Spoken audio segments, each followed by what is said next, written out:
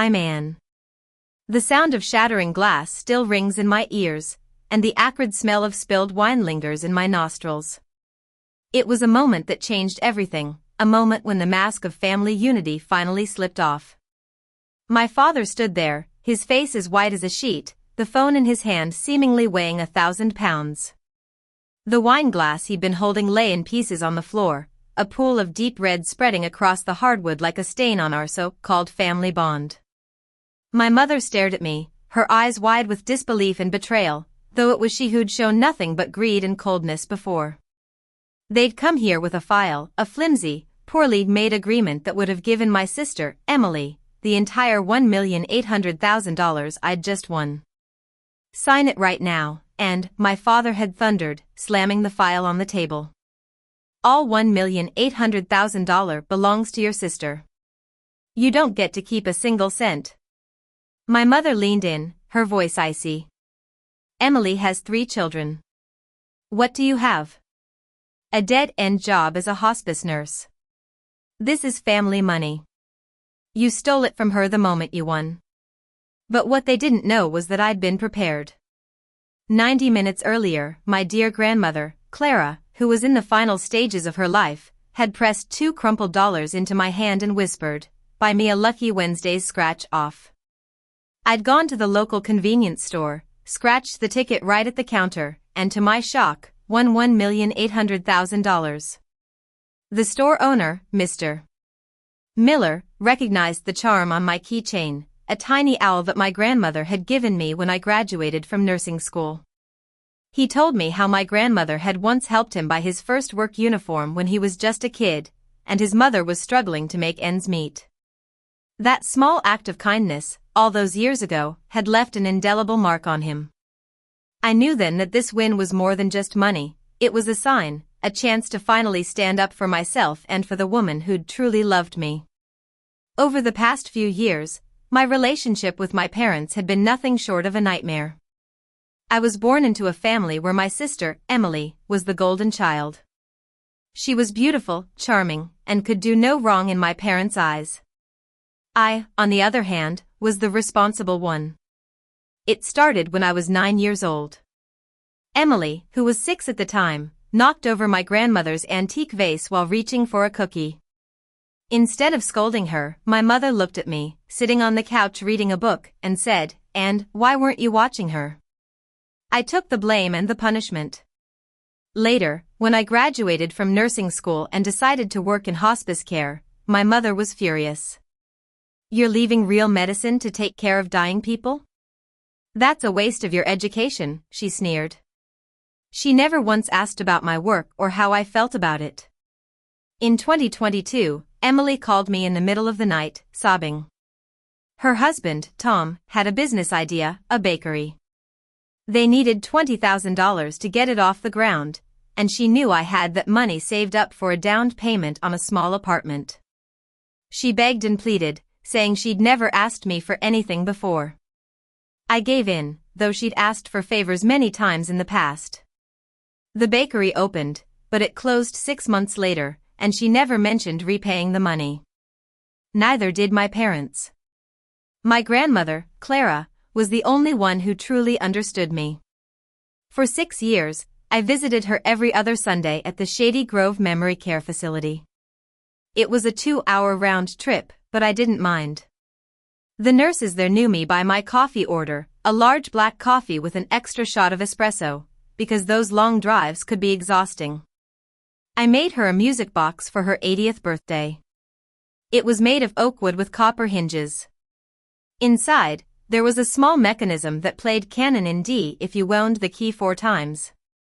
I built it in the workshop of my neighbor, Mr.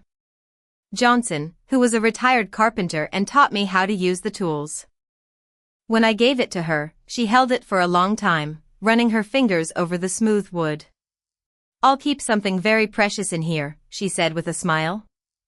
I thought she meant a photo or a piece of jewelry, but I had no idea what she was really planning. Grandma loved scratch-off tickets. She called the $2 ones with a hearts theme Lucky Wednesdays because she'd once won $50 on a Wednesday in 1980. She was just a single mother working in a factory back then, and that $50 had helped put food on the table for her and her young son, my father. Every time I visited, she'd hand me a ticket to scratch. She always insisted on paying in cash and never wanted me to say her name at the counter. I never asked why, I just did as she said. And whenever she won, even if it was just a couple of dollars, she'd give it to me, saying, "For gas, dear." One Sunday in September 2024, while waiting for the facility director to give me a form about Grandma's medication, I flipped through the visitor log. Page after page, it was mostly my name. My father's last visit was in May 2023, and my mother had never signed in by herself. Emily's signature appeared only once, in July 2022. Later that day, Grandma handed me a stack of bank statements, carefully folded and tucked inside an old copy of Pride and Prejudice. 2 withdrawals, and $9,000 each in 2023 and 2024, from the First National Bank downtown, she said, her hand steady. I looked at the signatures, they didn't look like hers. "Do you want me to call Dad?" I asked. She grabbed my wrist firmly. "Not yet, but keep these safe." 8 days before that fateful Black Friday, I got a call from the facility director at 7 a.m. "She's asking for you, now," she said. I rushed to Grandma's room. She was sitting up in bed, the music box on her lap. "Close the door," she said. "Sit down." She opened the music box, and to my surprise, there was a small digital recorder inside. "I recorded everything," she said. "How your father and mother have been stealing from me, and how Emily tried to get me to sign over the cabin." She had documented every withdrawal, every visit where they'd tried to manipulate her. She'd done it all to protect me, knowing that if they found out she had proof, they'd turn their greedy eyes on me. I sat in the car in the parking lot, listening to her recording. It was like a punch in the gut. I heard about how my father had forged her signature on withdrawal slips, how my mother had taken her favorite necklace, and how Emily had brought a legal document to get the family cabin but was refused. Grandma said, "I let them think I didn't know because I didn't want them to come after you. Now, it's up to you to decide what to do." I knew I had to be prepared. I met with a compliance officer at the lottery office, Nora, who explained the winner's statement of sole ownership and the affidavit. I also found a mobile notary, Sarah, who used to be a fellow nurse. We practiced filing a claim, and she promised to be there whenever I needed her. So, when my parents showed up with that fake agreement, I signed it with a calmness that surprised even me. I knew that half an hour before they arrived, I'd filed my real claim, stating that I was the sole owner of the $1,800,000 and that there were no third-party agreements with my family members. When the phone rang, and the lottery officer explained everything to my father, the look on his face was priceless. His world came crashing down, and he finally realized that I was no longer the naive, responsible daughter who would always give in. After that day, my sister showed up at my door with her 3 kids the next morning. She cried, telling me about their financial troubles, about how they couldn't pay the rent and how the kids needed new clothes. She said the cabin should go to her because she had a family. I listened quietly, not saying a word about the fact that Grandma had already left the cabin to me in her will. But I wasn't going to let her and my parents push me around anymore. I called my friend Lisa, who lived next door and worked as a police officer. She came over and sat with me for the rest of the day, just to make sure I was safe. Grandma passed away a few weeks later. On the day of her funeral, I gave a eulogy. I said, my grandmother lived 88 years.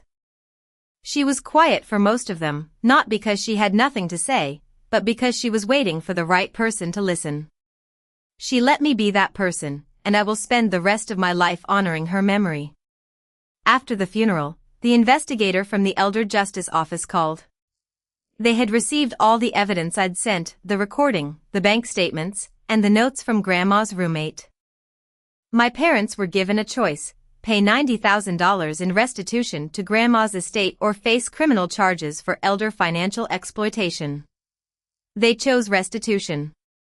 I decided to use the money from the restitution and part of the lottery winnings to renovate a room at the Shady Grove Memory Care Facility in Grandma's name. We named it the Clara's Corner. It has comfortable chairs, a small bookshelf filled with her favorite novels, and a beautiful piano. On the day of the opening ceremony, many people came. Mr.